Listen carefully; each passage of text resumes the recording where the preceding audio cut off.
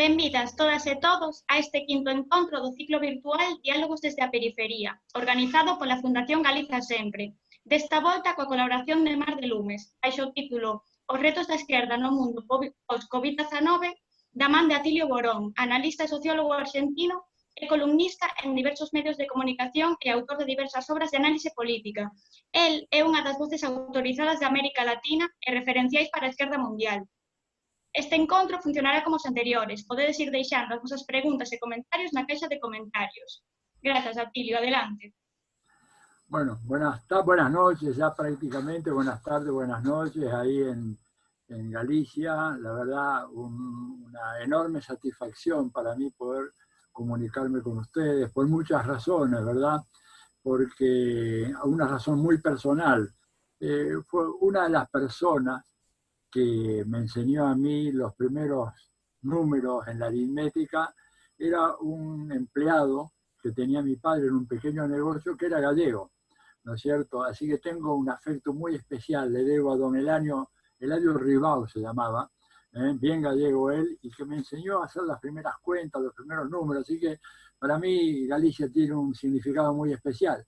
Y más encima de eso, bueno, Galicia es la patria de donde viene Fidel, ¿verdad? No nos olvidemos de eso. Fidel siempre se batía al pecho así orgullosamente de su ancestro gallego.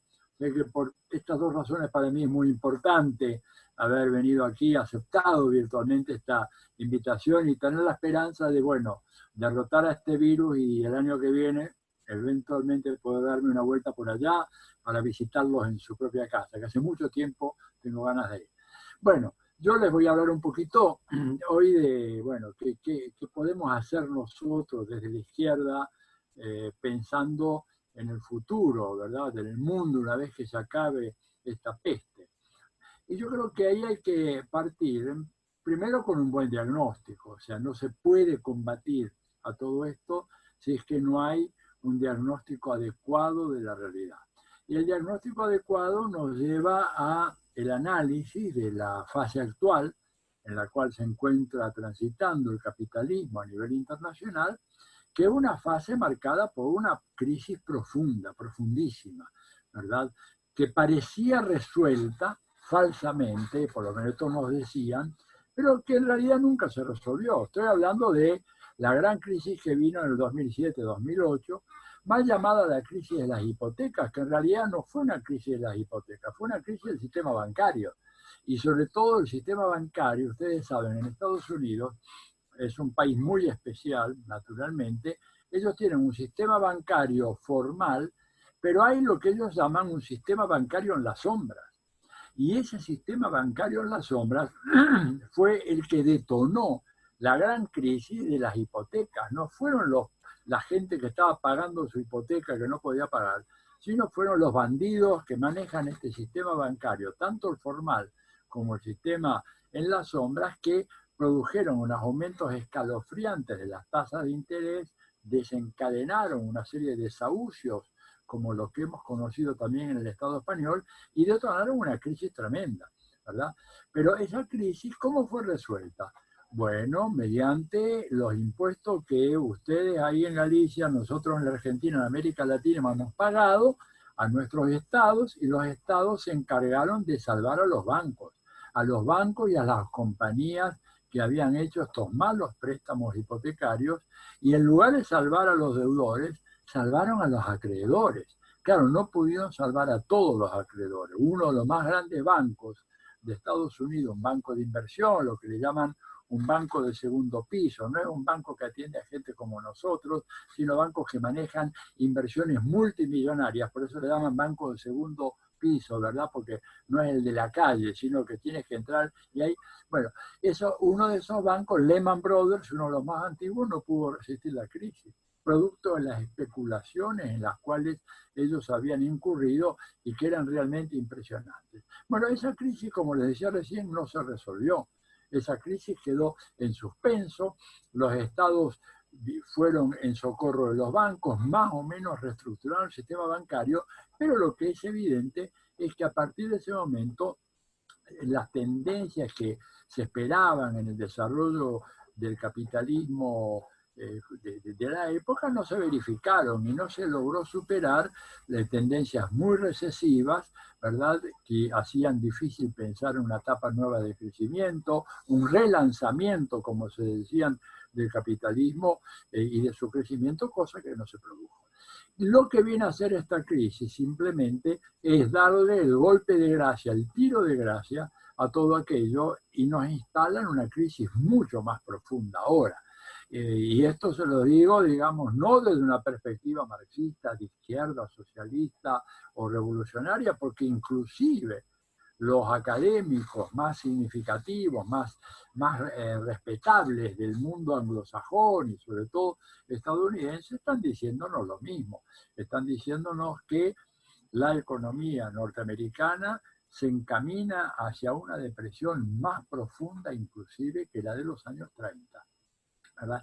Y esto tiene un rebote sobre las economías europeas, naturalmente, y sobre todo el resto del mundo. O sea, hay un parate en la economía mundial que no fue causado por la pandemia. La pandemia simplemente vino a agregar, a acentuar esas tendencias que estaban tan fuertemente presentes en las economías capitalistas, que no lograban crecer más allá de un 1,5%, 2%, apenas manteniendo un poquito un aumento en correspondencia con el aumento de la población, pero en términos per cápita el crecimiento era muy bajo.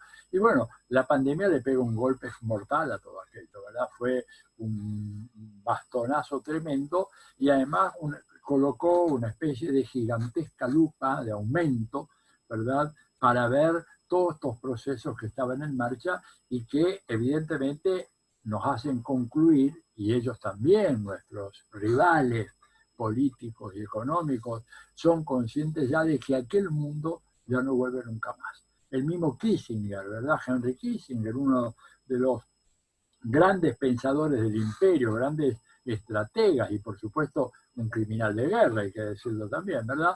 Él plantea claramente de que el viejo orden internacional ha muerto y él nos dice, de lo que se trata es de reconstruirlo sobre la base de aquellos mismos principios del liberalismo global que dieron lugar a este periodo tan extraordinario de estabilidad, y hablo con sus palabras, y de paz internacional. El hombre se le olvida en el medio todas las guerras en las cuales el mundo ha estado atestiguando, y sobre todo el papel de los Estados Unidos peleando guerras en ese mundo feliz, tan ideal, que dice Kissinger, el mundo que se armó a la salida de la Segunda Guerra Mundial. Se olvidó de la guerra de Corea, se olvidó de la guerra de Vietnam, se olvidó de las invasiones a Irak, se olvidó de las atrocidades cometidas en los Balcanes, se olvidó de Libia, se olvidó de tantas cosas, ¿no es cierto?, de los golpes de Estado que asolaron a la región. Bueno, pues ese mundo, él dice, hay que ahora reconstruirlo sobre la base de aquellos principios. Bueno, desgraciadamente para él, no para nosotros, aquellos principios han caído ya en un descrédito total. Porque fíjense, para que en este momento, ¿verdad?, periódicos como el New York Times o el Wall Street Journal estén diciendo de que lo que se ha producido ha sido como dicen ellos, un fracaso monumental. Esta es la expresión que ellos utilizan, un fracaso monumental de los mercados. ¿En qué cosas fracasaron los mercados? Primero, en garantizar la salud de la población, porque fíjense ustedes, no es casual, los países que aplicaron con más rigor las políticas de austeridad recomendadas por el Fondo Monetario Internacional, por la Banca Mundial y por la OECD y por el Banco Central Europeo, son los países que más sufrieron la crisis con esta pandemia. El caso de España es uno de ellos, el caso de Italia, el caso de Francia, Reino Unido y por supuesto Estados Unidos, que a la hora que estamos conversando en este momento deben estar ya atravesando la barrera de los 120.000, 125.000 muertos. Dos veces la cantidad de muertos en la guerra de Vietnam. O sea, nos habla realmente de un fracaso descomunal. ¿Y por qué eso? Bueno, porque las políticas de austeridad hicieron que sucesivos gobiernos, no solamente el de Trump, el de Obama, el de Bush antes, el de Bill Clinton, fueron reduciendo los llamados gastos, así entre comillas, gastos en materia de salud. No hay que olvidarse de que para el pensamiento conservador y el pensamiento neoliberal, que es una variante del pensamiento conservador, la salud pública es un gasto, no es una inversión. No es que usted está invirtiendo en la salud de su población, usted está haciendo un gasto. Y uno lo que trata de hacer es ahorrar los gastos. La connotación del término en castellano gasto es una connotación negativa. Uno gasta energía, gasta su dinero, gasta su tiempo. Hay una connotación negativa en el término. Para ellos la salud no es una inversión, no es una inversión pública, es un gasto, ¿verdad? Redujeron el gasto. Y en el caso de Estados Unidos, que hemos visto escenas inimaginables, ¿verdad? Cadáveres amontonados en camiones refrigerados, porque no había lugares en las morgues, tienen que ver con un criterio de carácter mercantil que adoptaron los hospitales, sobre todo los hospitales públicos en Estados Unidos, que en realidad son todos pagados, por más que sean públicos, en donde dejaron de lado o se deshicieron de muchas camas porque adoptaron el criterio de la industria hotelera, en donde, según ese criterio, había un nivel de ocupación óptimo en términos de rentabilidad para los hospitales, y era cuando el 90% de las camas estaban permanentemente ocupadas. Los hospitales tenían muchas más camas. ¿Qué hicieron? A partir de todas estas políticas de mediados de la década de los 90, esto arranca con Bill Clinton, estos hospitales fueron deshaciéndose de las camas y deshaciéndose de personal redundante, de enfermeros, de camilleros, de kinesiólogos, ¿no es cierto?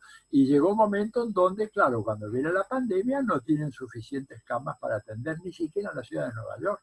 Entonces, el problema habla claramente, y esto lo reconocen en un extenso editorial, el New York Times, la excesiva confianza, dicen ellos, en la quimera de los mercados, una expresión muy extraña que nunca había sentido que ellos lo aplicaran a sus propias políticas. Fue quimérico pensar de que los mercados iban a garantizar la salud de la población.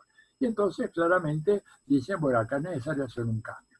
Y el cambio que ellos proponen, tratando de salvar lo que se puede salvar. ¿Y qué es lo que quieren salvar? El capitalismo. ¿Qué es lo que están dispuestos a dejar morir? Al neoliberalismo como su ideología. Y por eso hablan del fracaso de los mercados. Por eso ellos, cuando piensan en la salida de todo esto, están pensando en lo que han dado en llamar el gran reinicio.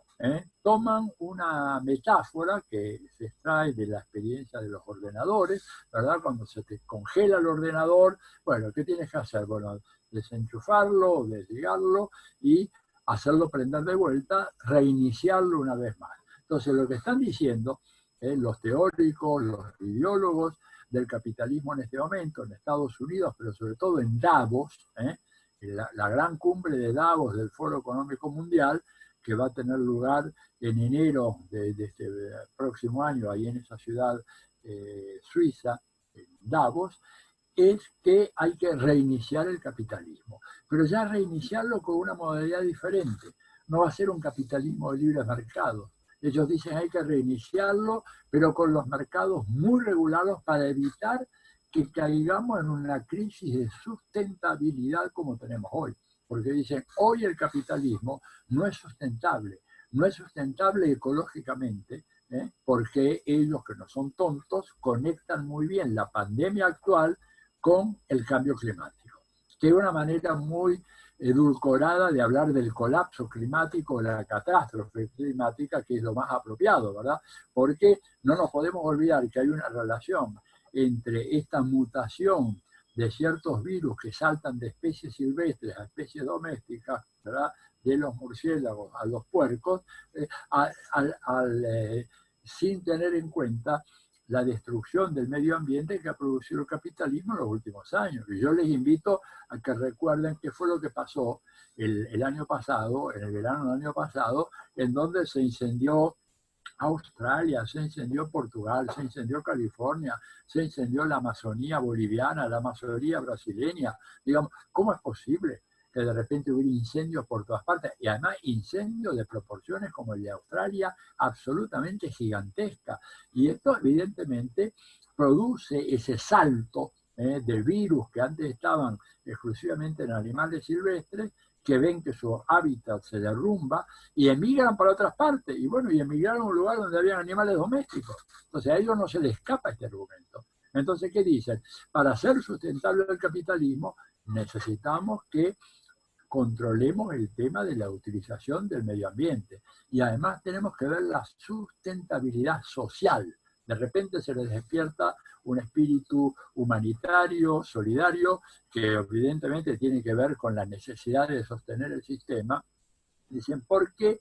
Y esto lo aplican sobre todo al caso de los Estados Unidos, porque si hay algo contrario, dice ese editorial del New York Times, al sueño americano, al famoso American Dream, es que haya un 1% de la sociedad norteamericana que detente tanta riqueza como el 80%. No puede ser de que cada 100 habitantes en este país haya uno que tiene tanta riqueza como 80 más. Entonces, dice acá, evidentemente fallaron los mecanismos redistributivos del mercado, a lo que nosotros desde la izquierda decimos, mire, los mercados no tienen ningún mecanismo redistributivo, el mecanismo por excelencia del mercado es un mecanismo de concentración, no de redistribución.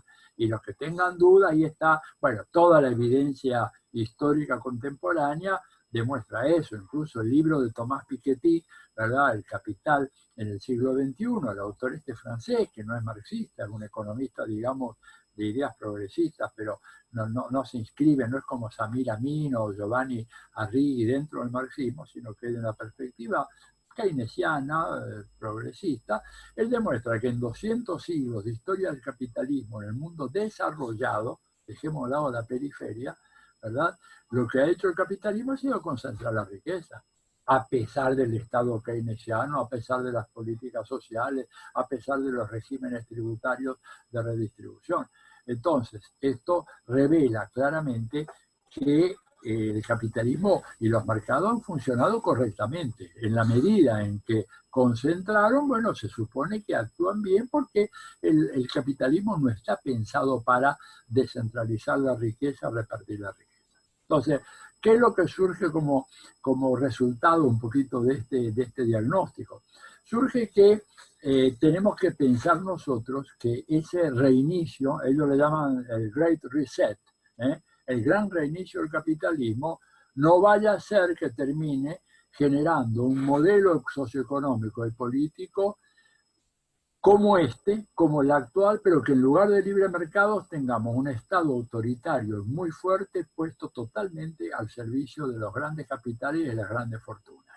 Este es un riesgo posible. Yo digo porque he notado con mucha preocupación que algunos autores, ¿verdad?, plantean la tesis de que, bueno, el virus acabará con el capitalismo. Yo realmente digo, el capitalismo no lo va a tumbar ningún virus, tiene solamente que la posibilidad de ser abolido como sistema si hay actores sociales, si hay una coalición social suficientemente fuerte como para hacerlo caer. Esto ya Lenin lo decía en la época de la Revolución Rusa, donde también muchos confiaban en que los padecimientos de la gente, producto de la Primera Guerra Mundial, acabarían con el capitalismo. Él decía, no, se va a acabar con el capitalismo si hay una correlación de fuerzas, si tenemos actores sociales y gente que puede realmente salir a dar la batalla, ¿verdad?, en contra del capitalismo. El capitalismo no cae así por sí solo, hay que hacerlo caer.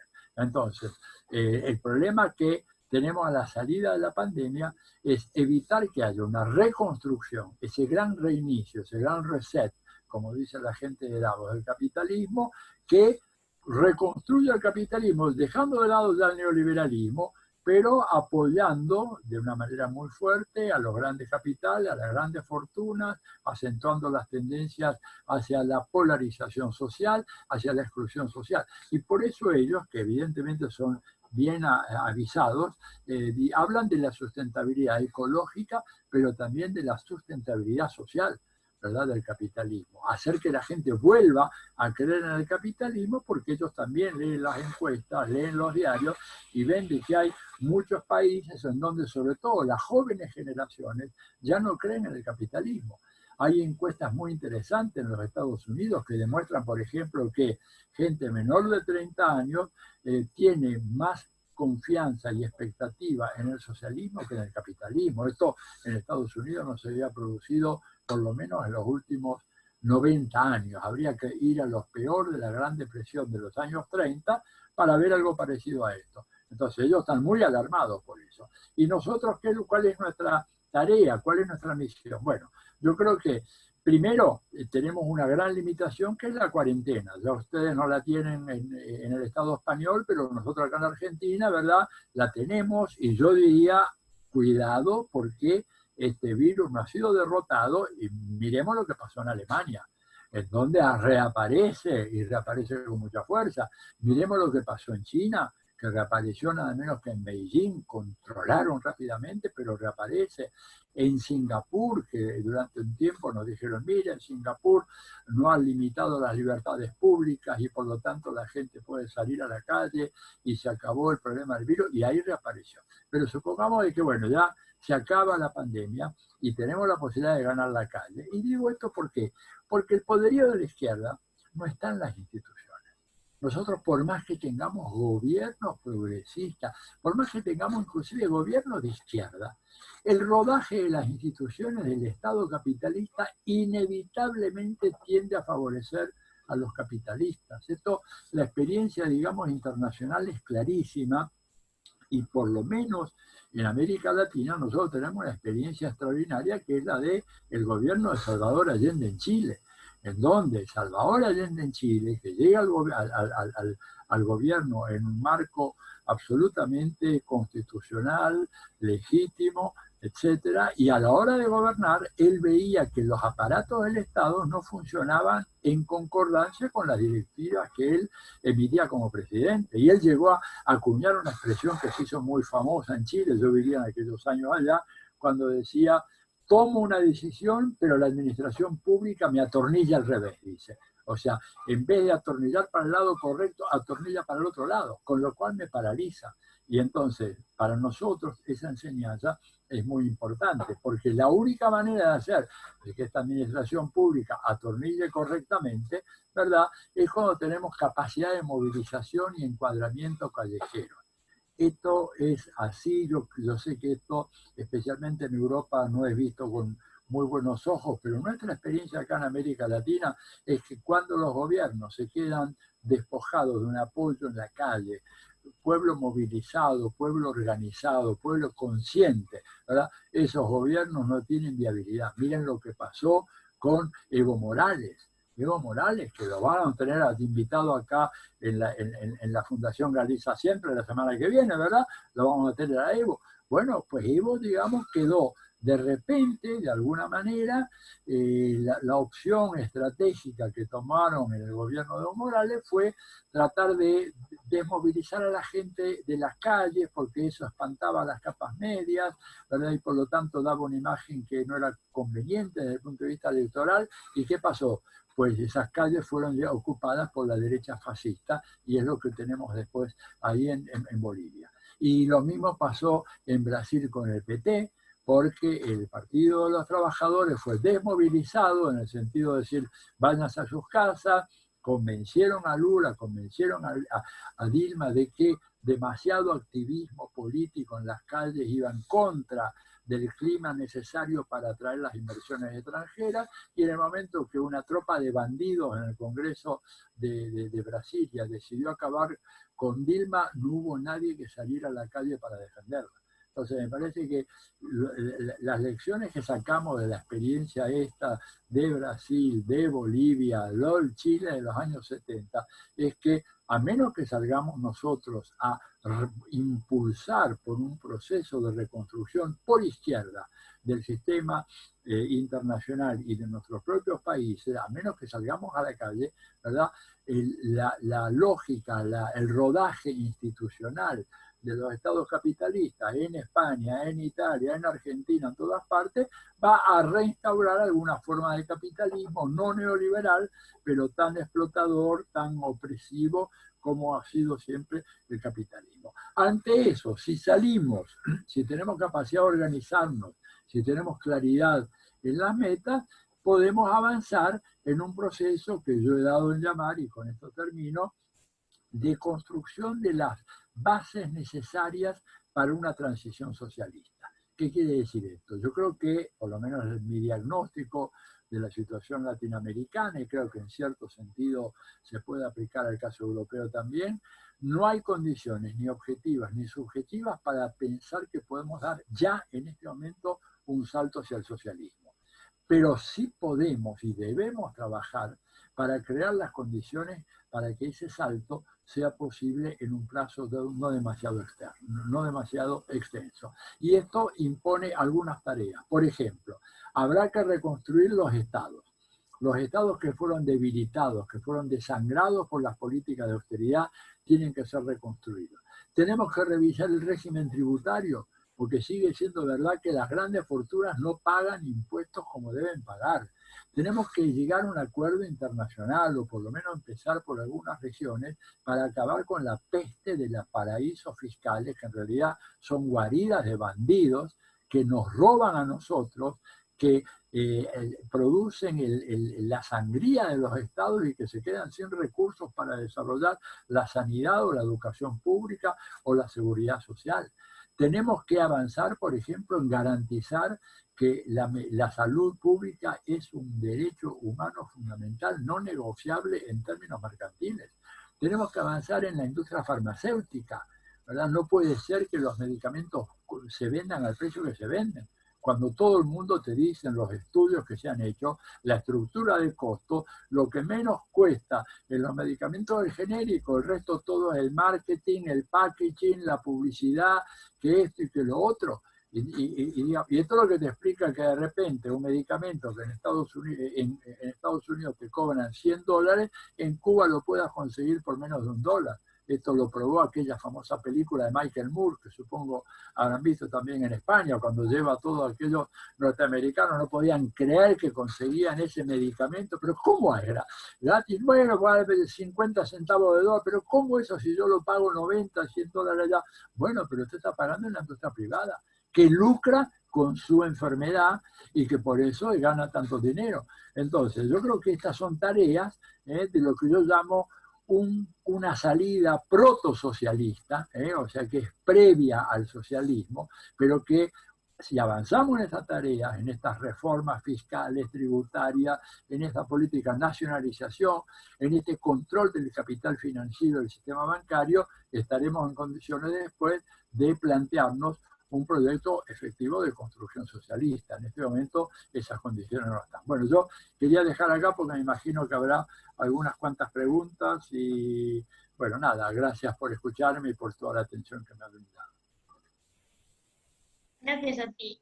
En relación a lo que comentaste al principio, en esta crisis no resuelta del capitalismo y ahora agravada por la COVID-19, parece claro que el propio capital va a radicalizar su apuesta imperialista. ¿Tú crees que hay posibilidad de oponer una resistencia real a esto? Yo creo que sí, que de hecho, fíjate que el imperialismo ha redoblado sus presiones en contra de Venezuela y en contra de Cuba, y ahí están los gobiernos de Cuba y Venezuela resistiendo heroicamente, ¿verdad? Hay que ver las condiciones terribles que han impuesto los imperialistas a esos dos países. Les han prohibido importar medicamentos, les han prohibido importar alimentos, importar repuestos básicos, insumos esenciales para el sistema productivo.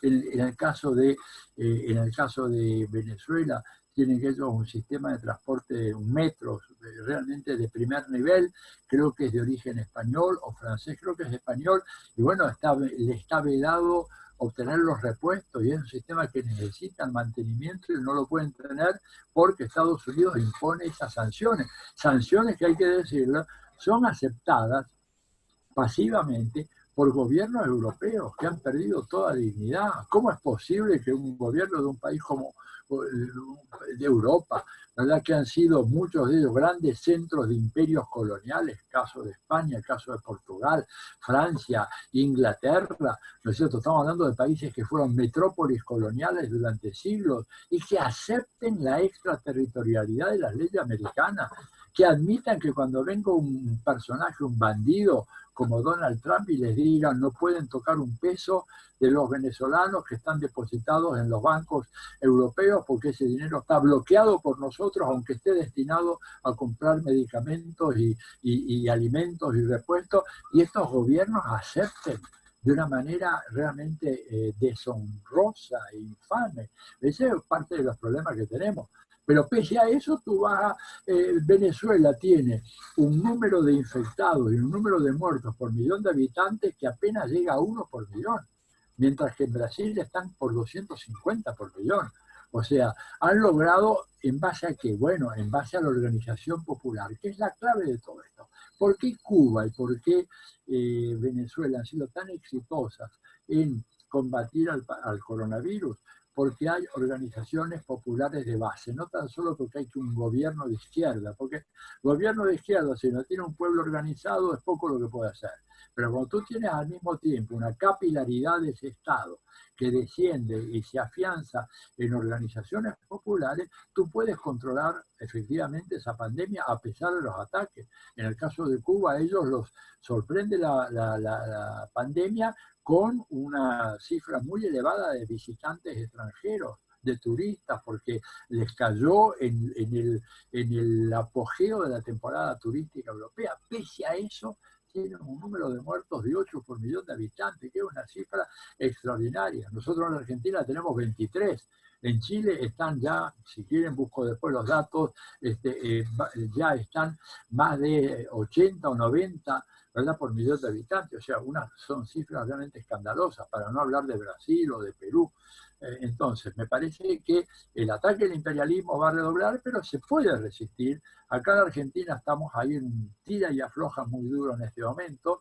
El gobierno de Alberto Fernández, que es un gobierno moderado, ¿verdad? Moderado, pero con una cierta inclinación un poquito hacia la izquierda, pero titubeante, está siendo objeto de un ataque feroz. Ya se lo acusa de comunista, de castrochavista, simplemente porque quiere cobrar impuestos a los ricos, nada más que eso. Esto es todo radicalismo de Alberto Fernández, por favor, algo que... Y les pongo un ejemplito numérico que es interesante. Acá, mira, ustedes, gente que están allá en Galicia, donde estén viendo esto, ponen un dinero en la Argentina a lo que se llama un plazo fijo, depositan, digamos, $100.000, ¿verdad?, en un plazo fijo. Al cabo de un año, a los 6 meses, retiran sus ganancias, y esa ganancia, producto de no haber hecho nada, de haberse sentado en sus casas así a esperar a ver que madurasen los intereses, no paga un centavo de impuestos. Pero el enfermero que está atendiendo la sanidad, yo como profesor de la universidad, los maestros de la escuela primaria, de nuestros salarios nos deducen impuestos a las ganancias. Oye, pero esto, fíjate lo ridículo, lo grotesco del sistema, lo clasista que es el sistema para aquellos que ignoran la existencia de las clases y los mecanismos de explotación. ¿Cómo puedes tú justificar eso? Bueno, Alberto está tratando de modificar eso, no está queriendo construir un consomol al estilo soviético, ¿no es cierto? Simplemente tener una... Bueno, le han dicho de todo. El otro día me puse a buscar en Google a ver cuántas veces se juntaban las palabras Fernández con dictadura, más de 4 millones de veces.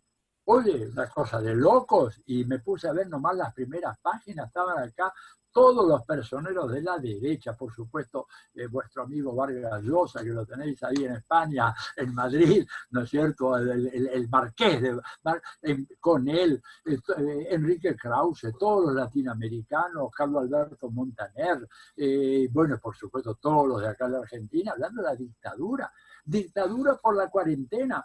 Nos privan la libertad de salir a la calle a hacer el running famoso, salir a correr, pero es que se contagian. Y bueno, pero el objetivo es tumbar a ese gobierno porque es demasiado de izquierda para las derechas de hoy de América Latina, que son derechas fascistas. Oigan, el caso de Franco, más o menos lo que les permite a ustedes entender qué es lo que es la derecha en gran parte hoy de América Latina.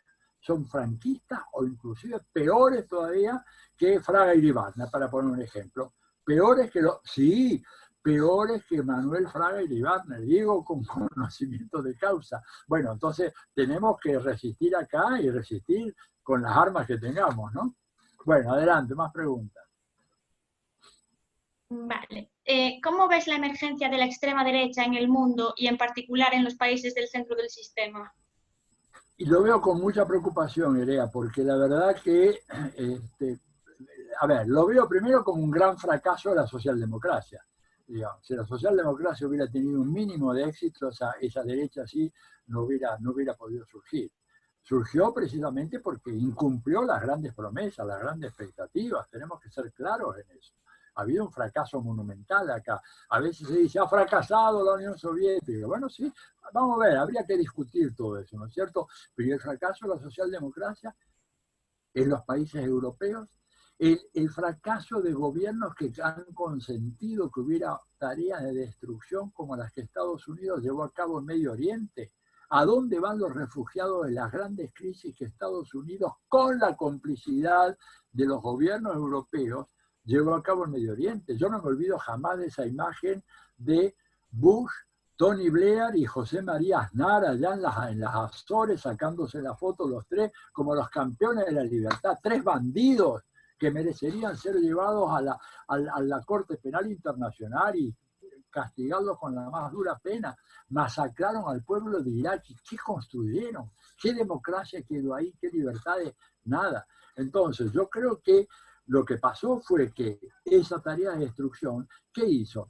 Que millones de gente inundaran a los países europeos, porque para Estados Unidos es muy fácil. Estados Unidos nunca hace una gran guerra, ¿verdad?, en México o en Canadá que le pueda llegar a ellos millones de refugiados. Los muy desgraciados hacen las guerras afuera.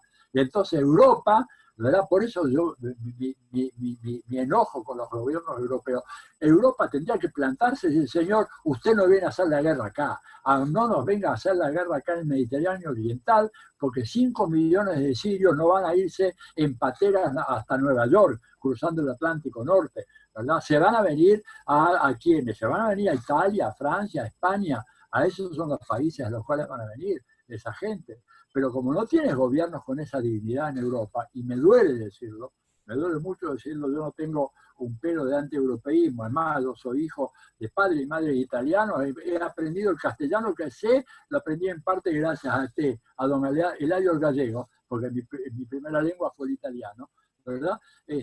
Esos gobiernos no han tenido el coraje, la sensatez de decirle, mire señor, acá no venga a hacernos guerra en esta zona, ni venga a bombardear los Balcanes, ni venga a hacer el desastre que están haciendo en Siria, porque eso finalmente nosotros pagamos el pato. ¿Y cuál es el pato? El pato es el surgimiento de esta derecha radical,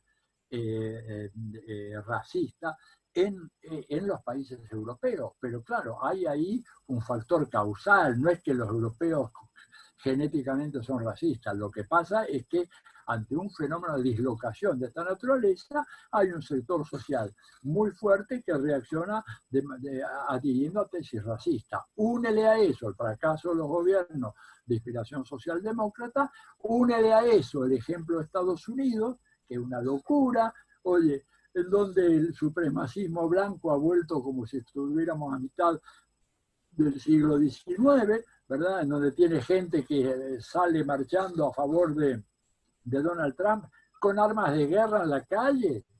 Fíjate, habrán visto ustedes esos vídeos, son impresionantes. Blancos protestando en contra de los negros y los hispanos y los latinos y salen con armas de guerra y la policía los mira. Imagínate si en cualquiera de nuestros países hacemos algo así, los de izquierda, pero somos primera noticia mundial, además vamos todos presos, sin embargo allá están todos libres. Entonces, ese ejemplo también repercute sobre Europa, diciendo, bueno, hay carta blanca para el racismo, para la violencia, para la explotación. Haber llegado a las cosas que llegó Barack Obama, para su eterna Barack Obama, premio Nobel.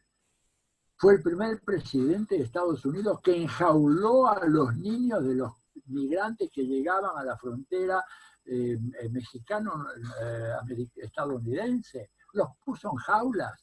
Lo separó de su familia, y hay denuncias de organizaciones populares de base de los Estados Unidos que denuncian que esos niños después fueron vendidos a familias que querían adoptar niños y no se los daban. Digo, en ese mundo, ¿cómo no vas a esperar tú que aparezcan estas reacciones racistas, violentas de parte de mucha gente? Más preguntas. Vale. ¿Cómo ves la posibilidad de que los grandes avances que se están a dar en China aparezcan como una alternativa para toda esta gente que ya no confía en el capitalismo? Y que esto signifique pues, una especie de crecimiento de movimientos progresistas inspirados en la experiencia china. Yo creo que va a haber, evidentemente la experiencia de China es muy importante y va a servir un ejemplo. Me gusta la palabra inspiración, ¿verdad? Porque hay algunos que antes usaban mucho el modelo, y no hay tal cosa, ¿no es cierto? Si hay algo profundamente original en la historia de las sociedades son los procesos revolucionarios. Ninguna revolución es copia de otra, pero sí pueden ser fuente de inspiración. La experiencia de China claramente es un caso. La experiencia de Vietnam. Vietnam no ha registrado hasta ahora un solo muerto por el COVID. Claro que tiene un sistema de atención pública fenomenal y de una rapidez en un país, digamos, que tiene 86 millones de habitantes, ¿verdad? El doble de la población española en un terreno además mucho más pequeño que España. Vietnam tiene poco más de 300.000 kilómetros cuadrados, o sea, es casi un poquito más que la mitad de España, si no me olvidé la cifra, y no se les enfermó nadie, porque bueno, es la superioridad de un sistema.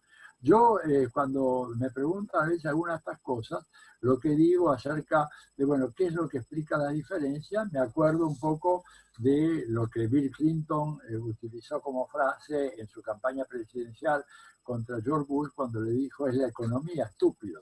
¿No es cierto? Bueno, yo acá lo que diría es la política, estúpido. Lo que hace la diferencia acá, ¿por qué tenés tan pocos muertos en China?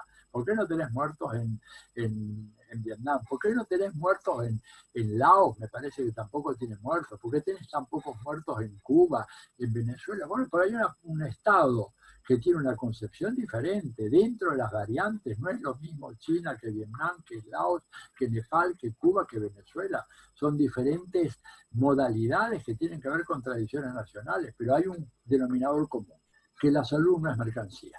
En cambio, en los demás países donde la salud es mercancía, ahí tienes el resultado. Estados Unidos, Brasil, con un presidente, un sociópata peligrosísimo que está produciendo un verdadero genocidio, 55.000 brasileños muertos. Mira, le voy a decir una cosa, el día, creo que fue el 17 de marzo, cuando aparecieron los primeros síntomas acá en Sudamérica del coronavirus, ¿verdad? Aparecieron simultáneamente en Brasil y en Argentina.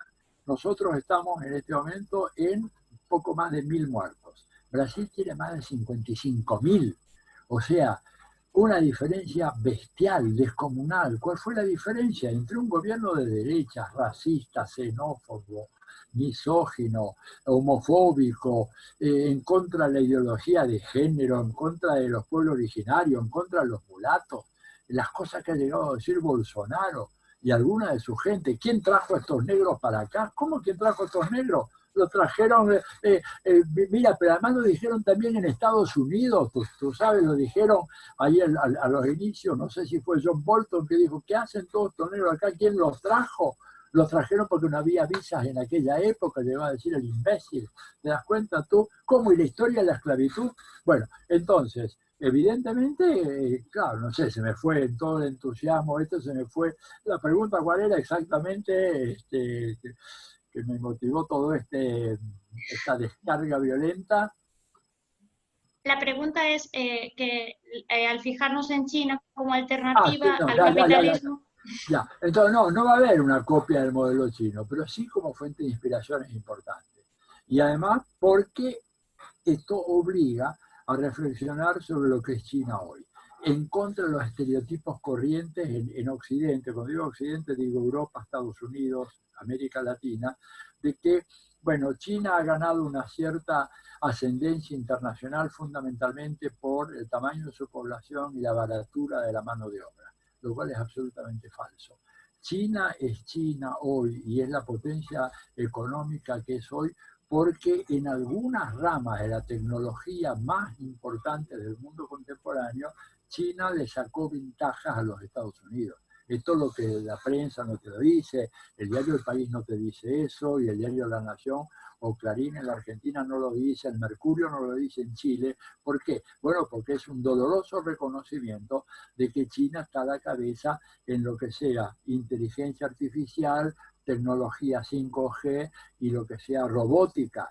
Y esto es lo que les ha permitido ir aplicando todas esas tecnologías a controlar la propagación del virus, que en países tecnológicamente más atrasados, en este caso Estados Unidos, no han podido hacer eso. Entonces, creo que esto nos puede servir. No te digo para decir es un modelo para imitar, porque la tradición cultural del mundo, iberoamericano, es muy diferente al mundo chino, digamos. Son otras cosas, nosotros tenemos otras costumbres, otras historias, otros valores, otras formas de sociabilidad diferente a la de ellos. Entonces, pensar de copiar el modelo chino es una insensatez, pero sí como fuente de inspiración. Como fuente de inspiración, sí. ¿Verdad? Y eso me parece que va a ser muy importante, y además como prestigio, el desprestigio de Estados Unidos, lo miden las encuestas que hay en Europa ahora, es muy grande y contrasta llamativamente con la valoración muy positiva que está teniendo China en el momento actual. Vale, así ya tirando un poco para Galiza, ¿por qué crees que un pueblo como el gallego, eminentemente rural, puede adherirse a un discurso neoliberal como el del Partido Popular, que quiere destruir el rural?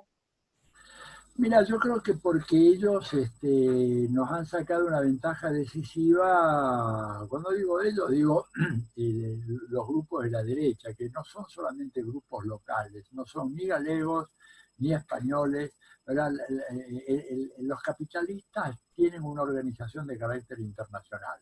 La prueba es que cuando tú tienes un gobierno en cualquier país, por pequeño que sea, toma algún pequeño país de América Latina, suponte la islita aquella de Granada, pobre, que fue aplastada por Reagan en el año 83, un ataque a los capitalistas locales pone en marcha una respuesta de todo el sistema capitalista internacional. Entonces, en el caso de Galicia, yo creo que, como en muchos otros casos, el ataque informático a través de las fake news, las falsas noticias, las posverdades, la manipulación mediática, ha tenido un efecto muy grande, digamos. Tú con la tele, sobre todo en pequeños pueblitos rurales, puedes hacer estragos. Y la tele la están dominando fundamentalmente estos sectores.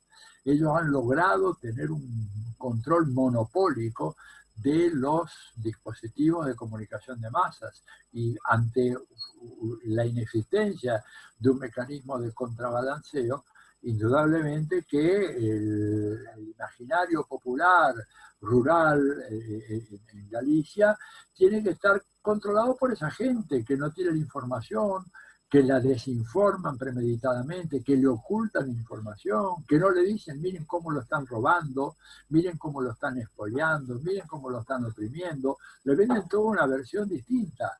Y ante la falta de elementos de contrastación, la gente evidentemente puede pensar de que el Partido Popular los representa y puede hacer algo a favor de ellos. Sin embargo, la prueba es que, bueno, no lo han hecho ni lo van a hacer. En otras palabras, el terreno fundamental de la comunicación de masas es lo que te explica por qué, y no solamente en Galicia y en todo el Estado español, porque en toda América Latina te encuentran con gentes muy pobres, muy oprimidas por el sistema, y que sin embargo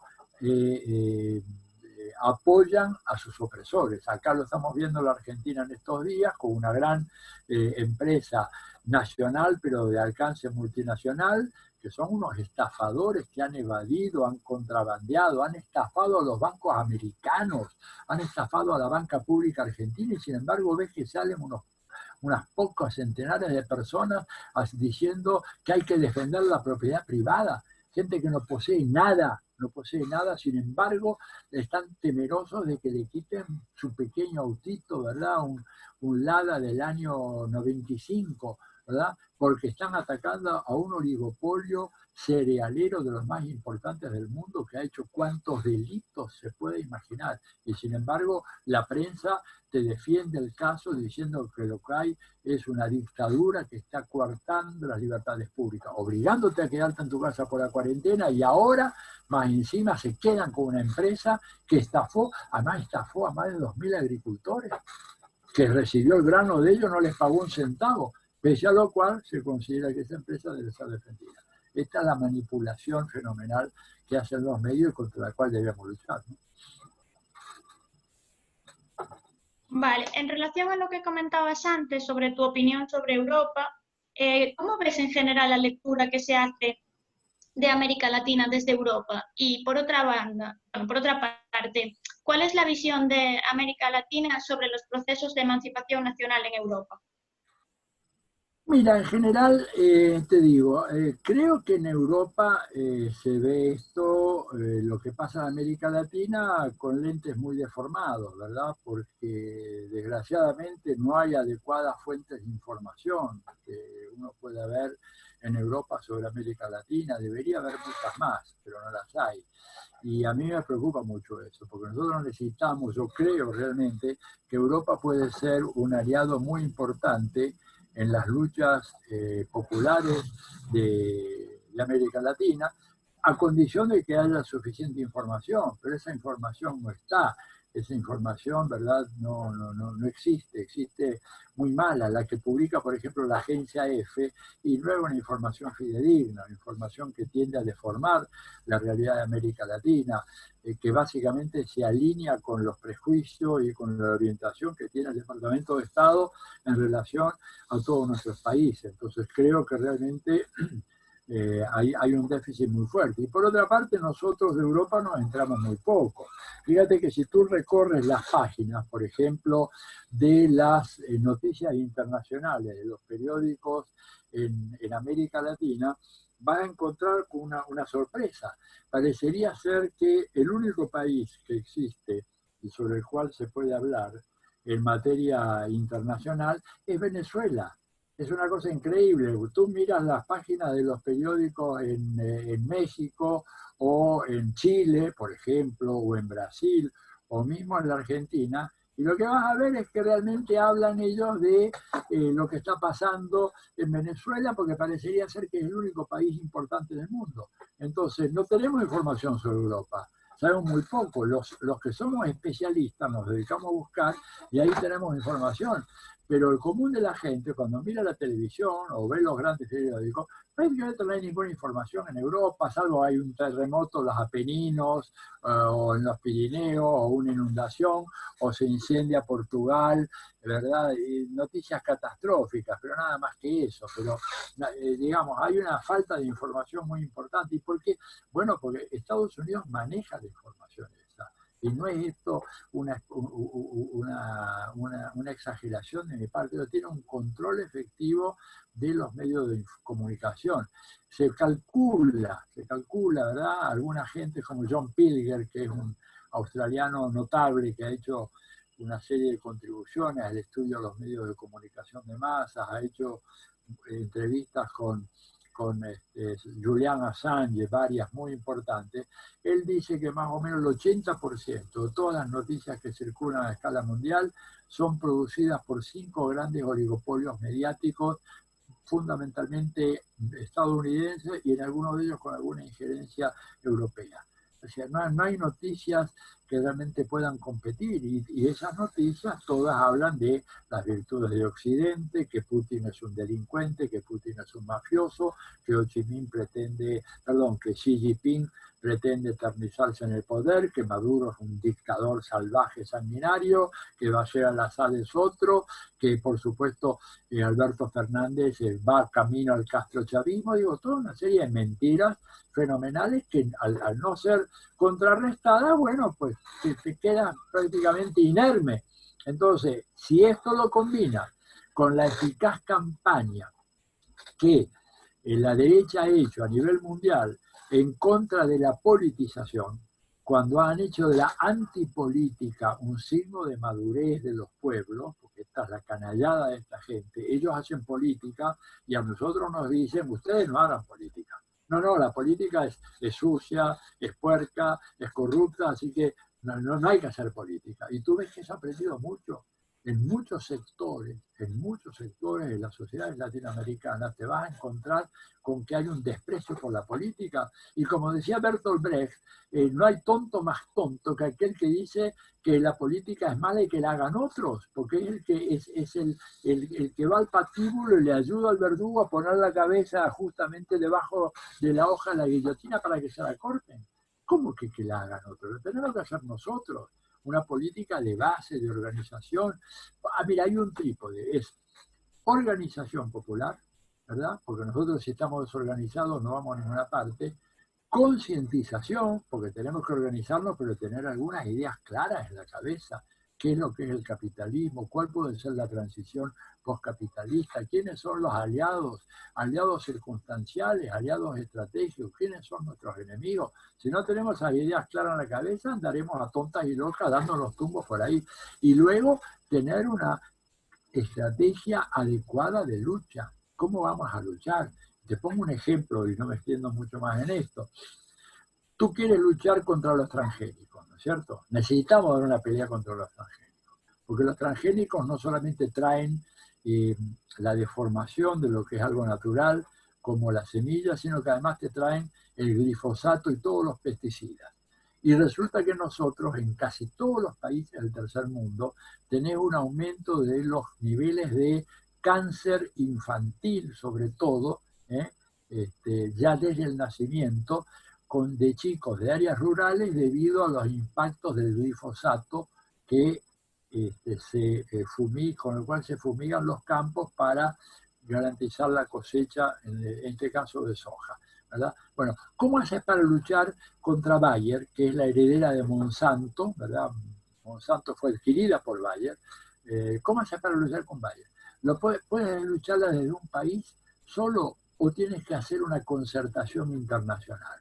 Tienes que hacer una concertación internacional, porque cuando tú estás luchando contra un actor que juega en todos los tableros de la política mundial, la única manera que tienes de derrotarlo no es peleándole, ¿verdad?, con los campesinos, no sé, de Oaxaca en México, que se levantan en contra de la Bayer, sino que tienes que tener a todos los movimientos campesinos del mundo al unísono, que es un poco una tesis que yo vengo sosteniendo hace tiempo, infructuosamente. Si tú no articulas los campesinos de la India, de la China, de Indonesia, de Filipinas, de los países africanos, los de América Latina, mismo algunos agricultores en Europa, no tendrás posibilidad de derrotar a la Bayer, porque es demasiado poderosa, ¿verdad? Entonces, la estrategia, por eso te decía, movilización y organización, concientización y una estrategia adecuada.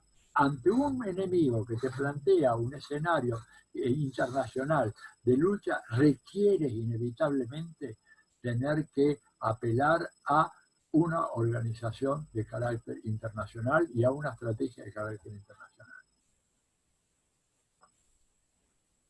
Vale, dos preguntas y ya acabamos.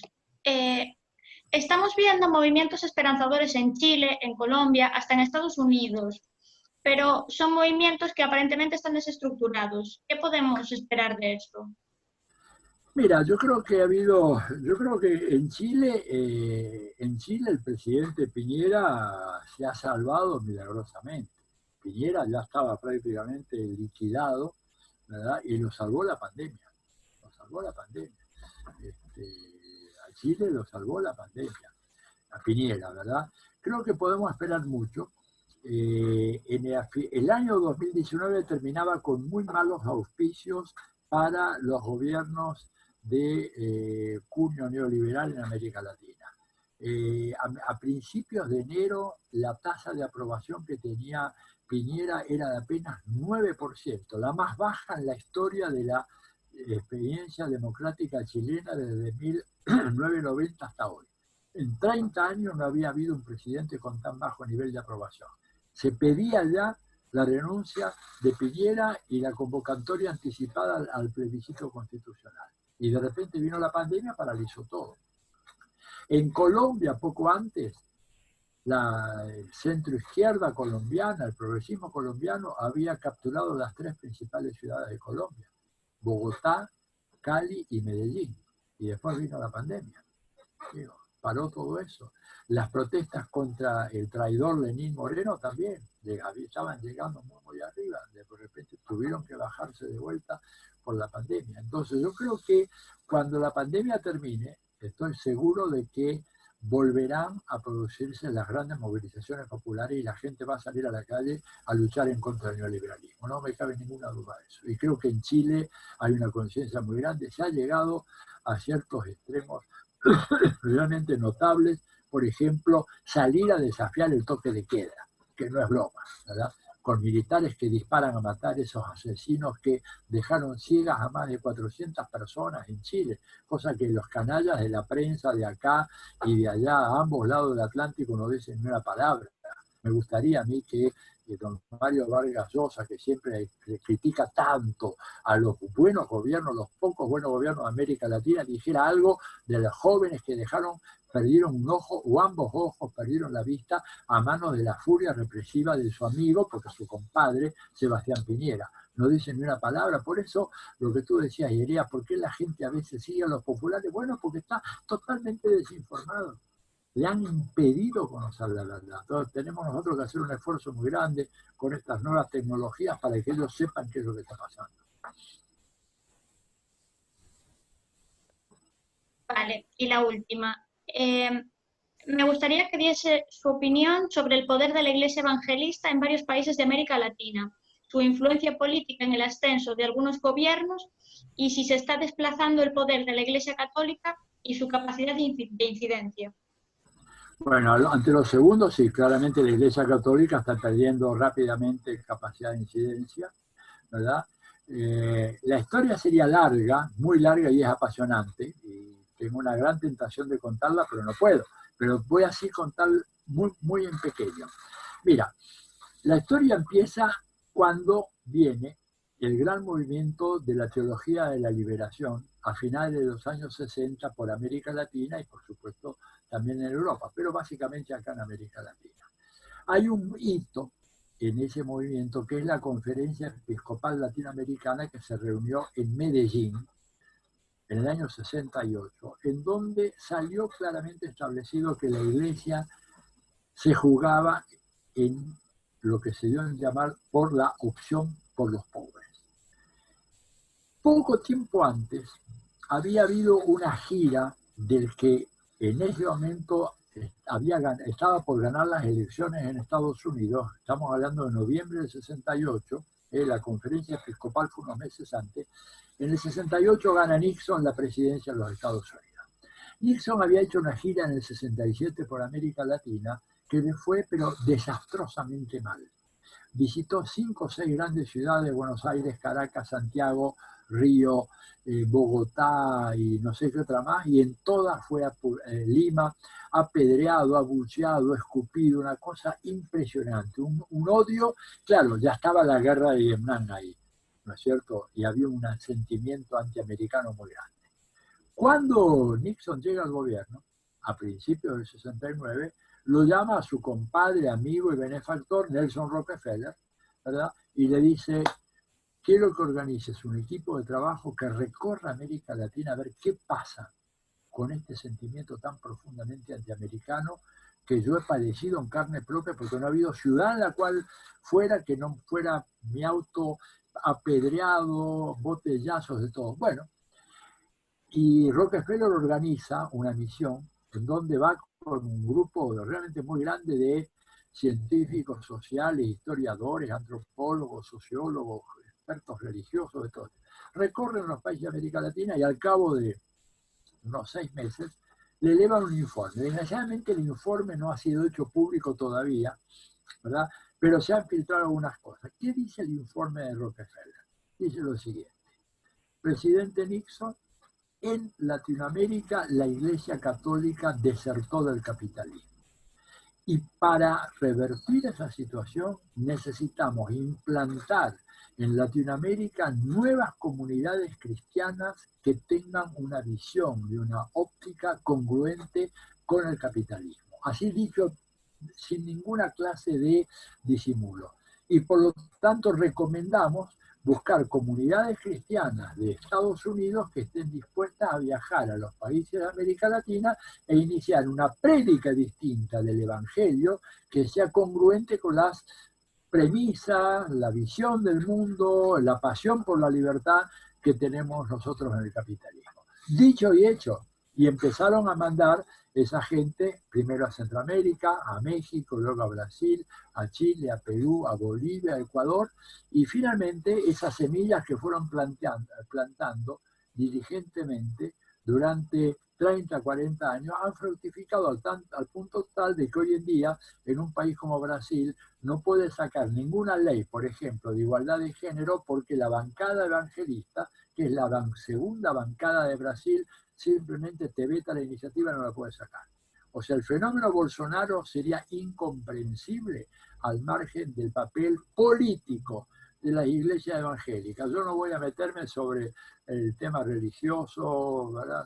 No es mi competencia, pero sí su papel político. Y el papel político ha sido nefasto, muy conservador, muy homofóbico, muy misógino, un gran combate contra las políticas de igualdad de género, lo que Bolsonaro llama la ideología de género, y por lo tanto cumpliendo un papel muy, muy desafortunado y que desgraciadamente es creciente en América Latina de hoy, porque tuvimos la desgracia de un papa como Juan Pablo II que desmanteló prácticamente todo lo que había hecho la teología de la liberación y sobre todo desacreditó la incorporación de los curas en las barriadas populares de América Latina, que dejaron de contar con el apoyo de sus obispos y por lo tanto dejaron ese espacio libre y ese espacio fue ocupado por estos grupos evangélicos que sí cumplen una función social importante, pero que políticamente tienen un papel que realmente es absolutamente reaccionario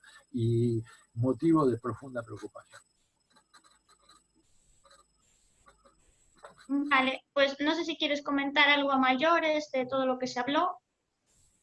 Mira, no, creo que ya me parece que he dicho lo más importante que tenía para decirle nomás de que espero que realmente tengamos una salida por izquierda de esta crisis, de esta pandemia que es tan brutal, de esta crisis económica que es tan fuerte. Fíjate que todos los países van a tener caídas del Producto Bruto del orden del 10, 15, 20%.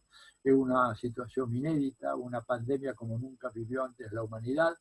Y que creo que tenemos que aprovechar esa oportunidad para producir un gran reinicio, pero no como quiere la gente de Davos, que cuando ellos dicen el gran reinicio, quieren el reinicio del proceso de expoliación del capitalismo, sino que tenemos que fijarnos ya claramente en un horizonte postcapitalista. Ya sabemos qué es lo que el capitalismo puede dar, no queremos más de eso y creo que es el momento ahora de pasar ahora a otro plano y crear eso que yo he dado a llamar esta plataforma proto-socialista para luego avanzar firmemente en dirección a una nueva sociedad, una sociedad socialista. Bueno, pues agradecerte que estés hoy con nosotros y nosotras de parte de Mar de Lumes y de la Fundación Galiza Sempre. Y también, bueno, animar a ti y a todas las personas que nos están viendo a que sigan las nuestras redes y que puedan ver o que vaya a acontecer con las siguientes conversas de la periferia. Muchas gracias, Atilio. Espero que esto pueda estar grabado, así después lo difundimos entre alguna gente que no ha podido estar presente. Les mando un gran abrazo de todo corazón y mi cariño enorme por Galicia. La verdad que está conmigo presente desde que empezaba a hacer mis primeros números de las sumas y restas. Hasta muy pronto y hasta la victoria siempre.